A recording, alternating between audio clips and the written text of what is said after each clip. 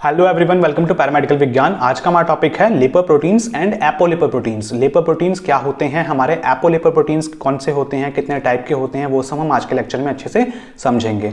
जब भी आप कभी डॉक्टर के पास जाते हो, अगर आप लिपिड का प्रोफाइल का टेस्ट कराते हो तो उसमें आपको दिखता होगा कोलेस्ट्रॉल, ट्राइग्लिसराइड के अलावा कुछ और टेस्ट भी होते हैं, जैसे कि आपका हो गया एलडीएल हो गया, वीएलडीएल हो गया, एचडीएल हो गया, high density lipoprotein, low density lipoprotein, very low density lipoprotein. तो ये सब क्या होते हैं, इनका क्या काम होता है, उनकी नॉर्मल वैल्यूज क्या होती हैं, कम होने से क्या हो जाएगा, ज्यादा कितना होना चाहिए, ठीक। तो वो सब चीज़ हम आज के लेक्चर में अच्छे से जानेंगे। इसके अलावा हम देखेंगे एपोलिपोप्रोटीन्स भी देखेंगे। तो एपोलिपोप्रोटीन्स भी होते हैं जो कि इनको हेल्प करते हैं इन लिपोप्रोटीन्स को, तो उनके बारे में भी जानेंगे। एपोलिपोप्रोटीन्स जो होते हैं वो भी कितने टाइप के होते हैं वो भी हम देखेंगे। ओके, तो स्टार्ट करते हैं हम सबसे पहले लिपोप्रोटीन से। लिपोप्रोटीन स्टार्ट करने से पहले मैं आपको ये बता दूं कि अगर आपका ये जो एचडीएल है वो आपका कम हो जाए या फिर आपका एलडीएल बढ़ जाए तो उसकी वजह से क्या हो सकता है, आपको कोलेस्ट्रॉल आपका बेसिकली क्या हो जाएगा, कोलेस्ट्रॉल बढ़ जाएगा उसकी वजह से, ठीक है। उनका ट्रांसपोर्टेशन ढंग से नहीं हो पाएगा, जिसकी वजह से क्या होगा, आपको ये ब्लड वेसल जो है ना, ये आपकी ब्लड वेसल है, तो ब्लड वेसल में आपको ये येलो येलो से जमता दिख रहा है, ये क्या है, हमारा प्लेक है, PLAQUE, जैसे आपको दिख रहा है ना, प्लेक है ये। तो प्लेक क्या करेगा, इसकी ब्लड वेसल का फ्लो रोक देगा, जितना आपका ब्लड जाना चाहिए उतना ब्लड इसमें जा नहीं पाएगा, जिसकी वजह से क्या होगा, शॉर्टेज आ जाएगी ब्लड की, ठीक है। एक टाइम पे क्या होगा, ब्लॉकेज भी हो सकती है, जिसकी वजह से क्या हो सकता है, पेशेंट को हार्ट अटैक आने के चांसेस हो सकते हैं, स्ट्रोक हो सकता है। अब आपका जो ब्लड है तो उसकी वो आपका प्रॉपर फ्लो नहीं हो पा रहा, तो आपका ब्लड तो पूरी बॉडी में हर जगह है, हर जगह हमारी आर्टरीज, वेन्स हैं, कहीं पे ब्लॉकेज हो सकती है। अब क्या होगा, वो ब्लड जो है हमारे ब्रेन में भी जा रहा है, तो ब्रेन में भी स्ट्रोक हो सकता है आपको, ठीक। तो कहीं पे भी आपका स्ट्रोक हो सकता है आपका इस कोलेस्ट्रॉल बढ़ने की वजह से। तो उसके बारे में अच्छे से समझेंगे लिपोप्रोटीन्स के बारे में अब। तो लिपोप्रोटीन्स की इसमें क्या इंपॉर्टेंस है हमारे कोलेस्ट्रॉल, ट्राइग्लिसराइड से। तो lipoproteins are molecular complex that consist of lipid and protein. तो लिपोप्रोटीन्स क्या होते हैं, एक मॉलिक्यूलर कॉम्प्लेक्स होते हैं, एक कॉम्प्लेक्स स्ट्रक्चर होता है that consist of lipid and protein, जो कि किससे बना है, हमारा लिपिड से और प्रोटीन से मिला के। प्रोटीन कौन से, हमारे कॉन्जुगेटेड प्रोटीन। कॉन्जुगेटेड प्रोटीन वो प्रोटीन होते हैं जिसमें प्रोटीन के साथ कुछ और भी मॉइटी अटैच होती है, एक्स्ट्रा मॉइटी। जब मैं प्रोटीन पढ़ाऊंगा तब बताऊंगा आपको और डिटेल में conjugated protein. They function as transport vehicle for lipid in blood plasma. तो कैसे फंक्शन करते हैं ये, ट्रांसपोर्ट व्हीकल की तरह। जैसे आपका ट्रांसपोर्ट व्हीकल होता है ना, मेट्रो हो गई, ट्रेन हो गया, बस हो गया, रिक्शा हो गया, स्कूटी हो गई, बाइक हो गई, गाड़ी हो गई, ये सब हमारे व्हीकल्स हैं। तो ऐसे ही लिपिड को ट्रैवल करने के लिए हमारी बॉडी में, लिपिड भी हमारी इतने बड़े शरीर है तो लिपिड भी तो ट्रैवल करेगा एक जगह से दूसरी जगह, तो उसको ट्रैवल करने के लिए भी एक व्हीकल चाहिए होता है। वो व्हीकल क्या है हमारा, वो व्हीकल है हमारा लिपोप्रोटीन, हमारा व्हीकल है वो, उसके लिए ट्रांसपोर्ट व्हीकल है, ठीक है। तो बस, ट्रेन वगैरह जो है वो हमारा लिपोप्रोटीन है, हमारे लिपिड्स के लिए, कोलेस्ट्रॉल और ट्राइग्लिसराइड के लिए। तो लिपोप्रोटीन्स क्या करता है, डिलीवर करता है लिपिड के कंपोनेंट्स, जैसे कि हमारा कोलेस्ट्रॉल या फिर triglyceride, to various tissues for utilization. कहाँ पे डिलीवर करेगा, हमारे टिश्यूज तक डिलीवर करेगा, ताकि टिश्यूज जो है उसको तोड़ पाएं, उसको उससे एनर्जी ले पाएं और उसको यूटिलाइज कर पाएं, ठीक है। तो क्योंकि मेन हम काम किस लिए कर रहे हैं, जो कुछ भी खा पी रहे हैं किस लिए कर रहे हैं, वो हमारे एनर्जी के लिए, क्योंकि हमको चाहिए एनर्जी, ठीक। तो उसके लिए हमारे टिश्यूज तक जाएगा, ये उसको टिश्यू क्या करेगा, यूटिलाइज कर लेगा। इस स्ट्रक्चर को डिटेल में समझते हैं जरा हम लिपोप्रोटीन्स के स्ट्रक्चर को। तो ये देखिए, ये है हमारा लिपोप्रोटीन का स्ट्रक्चर। लिपोप्रोटीन के आपके स्ट्रक्चर जो है ना, उसको दो पार्ट्स में डिवाइड कर दिया हमने। एक है अंदर हमारा कोर, ठीक है, एक क्या है, अंदर हमारी कोर है, और बाहर क्या है, हमारा शेल है। शेल जो परत बोलते हैं उसको हम शेल बोल दिया इसको हमने, ठीक है। तो lipoprotein consist of neutral lipid core, जिसमें क्या पाया जाएगा, आपका ट्राइग्लिसराइड पाया जाएगा या फिर ट्राइसैलिग्लिसरॉल, बात एक ही है, और हमारा कोलेस्ट्रॉल के एस्टर पाए जाएंगे। तो अंदर क्या मिलेगा आपको, ट्राइग्लिसराइड और कोलेस्ट्रॉल के एस्टर। और बाहर जो मिलेगा आपको, बाहर क्या मिलेगा आपके शेल में, उसमें आपको देखने को मिलेगा फोस्फोलिपिड, फोस्फोलिपिड मिलेगा, आपके फ्री कोलेस्ट्रॉल देखने को मिलेंगे जो फ्री फॉर्म में है। इसके अलावा आपको एपोलिपोप्रोटीन्स भी देखने को मिल रहे हैं, जो हरा वाला है ना, ये हमारा एपोलिपोप्रोटीन है। तो ये भी काफी सारे टाइप्स के होते हैं, उसको भी देखेंगे अभी। तो ये सब आपको देखने को मिलते हैं, ओके। तो ये होता है हमारे लिपोप्रोटीन का स्ट्रक्चर। अब देखते हैं लिपोप्रोटीन्स के टाइप्स। तो देखिए, लिपोप्रोटीन्स जो हैं वो हमारे 5 टाइप के होते हैं। काइलोमाइक्रॉन्स, VLDL जिसको हम बोलते हैं very low density lipoprotein, LDL low density lipoprotein, HDL high density lipoprotein, और फ्री फैटी एसिड एल्ब्यूमिन। इसके अलावा आपको एक IDL भी बीच में मिलता है, इंटरमीडिएट डेंसिटी लिपोप्रोटीन। इन दोनों के बीच में जो होता है वो वाला मिलता है आपको, ठीक है, जब ये कन्वर्जन हो रहा होता है, ठीक है। तो उसको हम नहीं पढ़ेंगे, इन सब जो मेजर है उनको पढ़ लेंगे। तो काइलोमाइक्रॉन्स देखो, they are synthesized in the intestine and transport exogenous triacylglycerol to various tissue. ये क्या करता है, ये सिंथेसाइज होता है, बनता है हमारे इंटेस्टाइन में और ट्रांसपोर्ट करता है exogenous.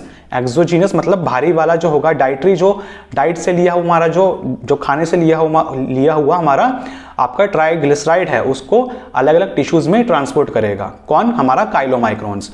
They consist of 99% quantity of lipids. इसमें लिपिड की क्वांटिटी कितनी होगी, 99%, और 1% क्वांटिटी होगी हमारे प्रोटीन की।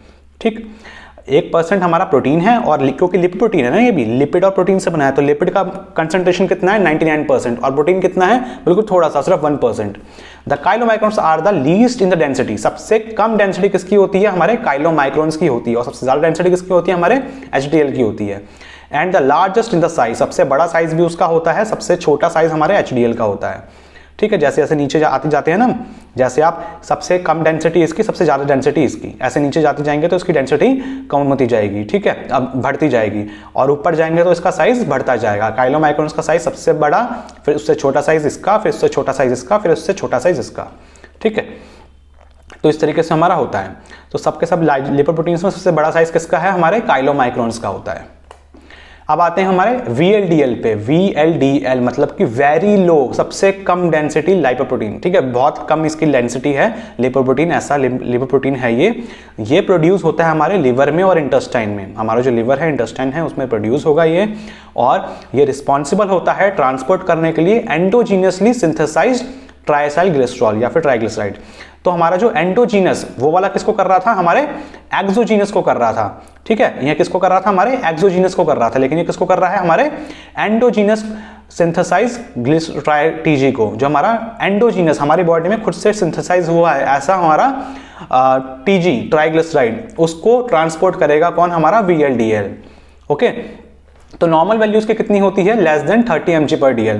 तो इसकी नॉर्मल वैल्यू आपके 30 से आपका कम होना चाहिए। 30 से ज्यादा होगा तो आपको चांसेस हो सकते हैं कि आपको इन फ्यूचर हार्ट की दिक्कत हो कोई। ठीक है, स्ट्रोक वगैरह कोई आने के चांसेस हो सकते हैं। फिर आता है इसके बाद हमारा LDL मतलब VLDL के बाद ही हमारा LDL बनता है। ठीक है, तो LDL जो बना है वो हमारे VLDL से ही बना हुआ है। इन दोनों के बीच में एक मैंने बताया आपको IDL भी आता है, इंटरमीडिएट डेंसिटी लिपोप्रोटीन। तो LDL देखते हैं हम। LDL मतलब होता है लो डेंसिटी लिपोप्रोटीन। ये इसको हम बैड कोलेस्ट्रॉल भी कहते हैं। ठीक है, बुरा कोलेस्ट्रॉल भी कहते हैं इसको। They are formed from VLDL in the blood circulation. हमारे VLDL से ही कन्वर्ट होता है ये LDL। They transport cholesterol from liver to other tissues. ये क्या करेगा, कोलेस्ट्रॉल को ट्रांसपोर्ट करेगा, तभी इसको कोलेस्ट्रॉल बोला हमने। ठीक है, तो कोलेस्ट्रॉल को ट्रांसपोर्ट करता है हमारे लिवर से बाकी टिश्यूज में। ये काम होता है इसका LDL का। नॉर्मल वैल्यू क्या होती है इसकी, लेस देन 100 से कम होना चाहिए आपका ये। अगर 100 से ज्यादा है तो आपको चांसेस हो सकते हैं, जितना ज्यादा बढ़ते जाएगा उसको इतने ज्यादा आपके लिए खराब चांसेस होंगे कि आपको कोई दिक्कत होगी हार्ट की। फिर आता है हमारा HDL देखो, हाई डेंसिटी लिपोप्रोटीन। इसको हम बोलते हैं गुड कोलेस्ट्रॉल, बढ़िया कोलेस्ट्रॉल होता है ये। They are mostly synthesize in the liver. आपका लिवर में सिंथेसाइज होता है ये। It transport excess cholesterol from tissues back to the liver.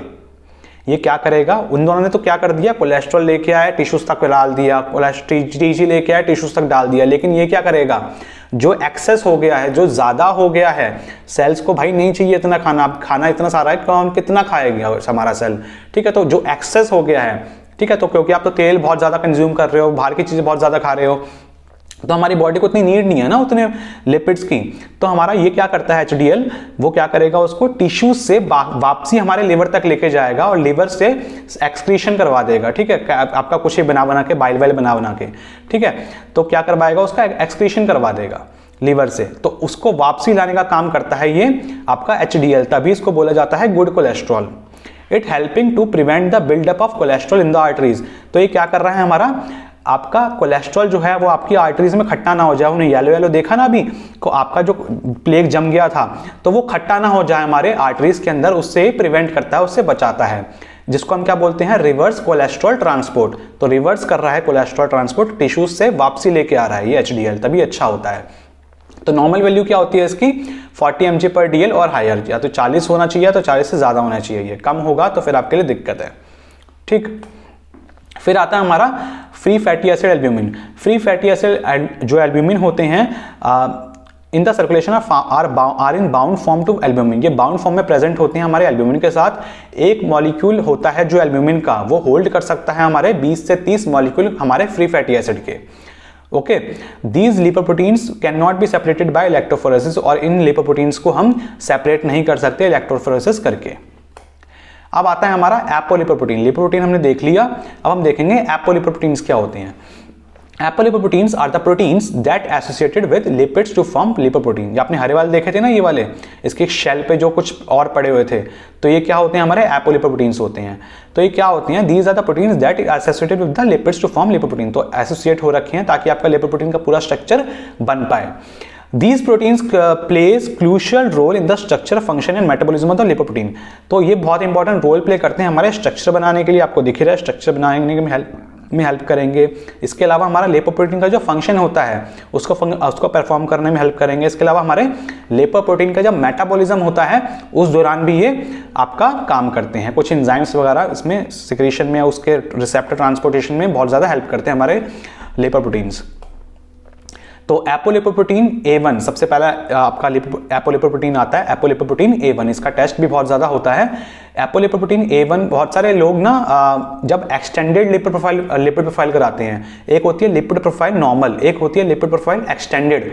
तो एक्सटेंडेड में ना बहुत सारी लैब्स आपको देती हैं ये एपोलिपोप्रोटीन का टेस्ट भी, एपोलिपोप्रोटीन A और एपोलिपोप्रोटीन B।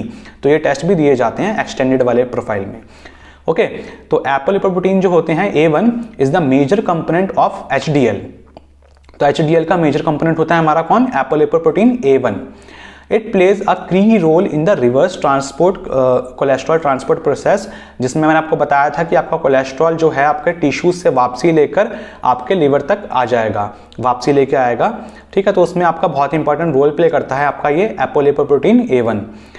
This process help protect against atherosclerosis. तो इससे क्या होगा, आपका जो एथेरोस्क्लेरोसिस है उसको बचाव करने में ये हेल्प करता है हमारा कौन, ये आपका एपोलिपोप्रोटीन A1। ओके, तो आपका ये किससे मेजरली आपका कनेक्टेड है, आपका ये HDL से कनेक्टेड है। ठीक है, तो HDL का मेजर कंपोनेंट है ये। ओके, और आपका जो एपोलिपोप्रोटीन A2 होता है वो भी हमारे HDL में पाया जाता है। वो A1 था, ये A2 है। A भी आपके दो टाइप के हो गए, एक A1 एक A2। तो ये भी हमारे HDL में पाया जाता है। ये क्या करता है ना, ये जो हमारा साइज को रेगुलेट करेगा और फंक्शन के रेगुलेट करेगा। हमारे जो HDL का जो पार्टिकल है, जो HDL हमारा बना, जैसे हमारे लिपोप्रोटीन का स्ट्रक्चर देखा था ना हमने, ऐसा ही हमारा जो HDL बना, उस जो HDL है उसका साइज कैसा होगा, उसका फंक्शन कैसा होगा, उसको परफॉर्म करने में क्या करता है, ये हेल्प करता है हमारा एपोलिपोप्रोटीन A2। तो ये भी आपका जो लिपिड का मेटाबॉलिज्म होता है उसमें बहुत इंपॉर्टेंट रोल प्ले करता है। इसके अलावा ये मेंटेन करता है हमारे स्टेबिलिटी हमारे HDL की, कितना ज़्यादा स्टेबल होगा वो हमारा HDL।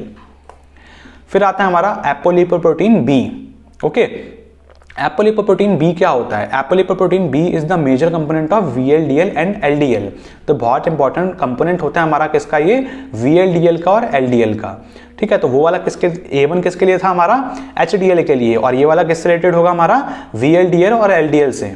ठीक, तो इसको याद रखना, ये मेजर डिफरेंस है इन दोनों के बीच में। A1 वाला HDL, B वाला आपका LDL और VLDL। बैड कोलेस्ट्रॉल के लिए B, गुड कोलेस्ट्रॉल के लिए A। It serve as a ligand for cellular receptor facilitating the uptake of these lipoproteins by various cells।